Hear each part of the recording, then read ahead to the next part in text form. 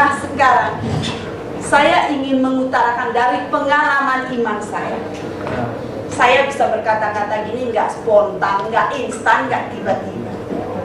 Saya juga belajar dari orang yang betul-betul mungkin rusak, yang dulunya juga kerjanya cuma menghakimi, membenci orang lain di luar diri saya,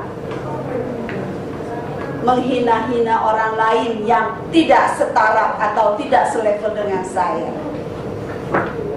Begitu saya katakan saya mulai mengenal Allah, saya mulai sedikit-sedikit berubah. Berubah apa?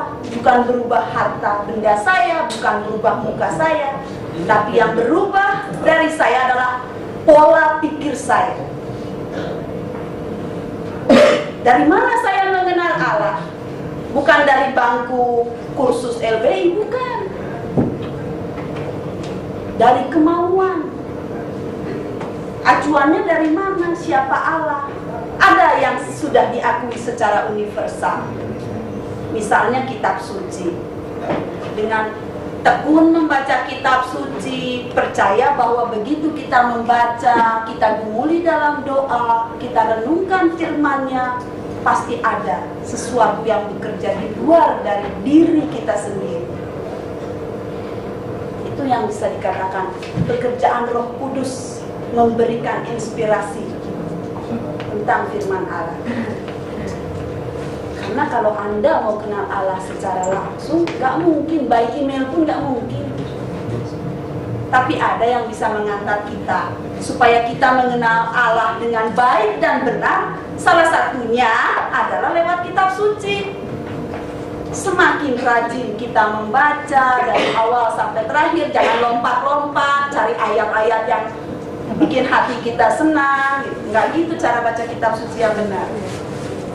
Tapi saudara runtun. Kan kitab suci diciptakan juga ada halamannya dari 1 sampai berapa ribu, kan? Nggak lompat-lompat. Terus saudara jangan berpikir, enggak, dosen ngajarin bahwa itu diciptakan tahun segini, yang ini ditulis lebih dulu. Nggak usah pikirin. Saudara ingin tumbuh iman atau sebagai ahli yang hanya sekedar mempelajari dari teks ke teks? Saudara mau mengenal Allah lewat cara yang bagaimana? Tuhan itu adil, dikasih. Saudara minta hafal, saudara minta jadi ahli kitab, dikasih. Nah, sekarang saya ingin katakan, dari pengenalan bahwa Allah itu adil, maka saya merasa bahagia dengan segala keadaan, dengan segala kondisi yang saya alami. Bagaimana Allah itu adil? Karena kalau saya merasakan Allah itu adil, saya bilang saya bahagia, apa sih yang membuat saya bahagia? Yang membuat saya bahagia adalah begitu saya mulai mengenal Allah dengan benar, saya merasa diri sebagai orang yang merdeka, orang yang bebas.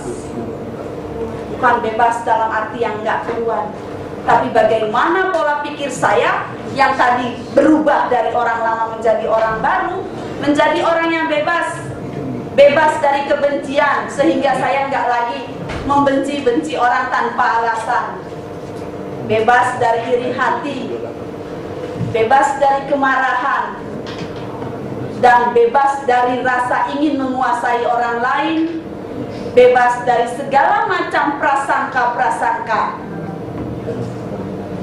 Sekarang, maukah kita jadi orang yang bahagia dengan membebaskan diri dari perasaan-perasaan buruk yang sebetulnya tidak dikehendaki Allah?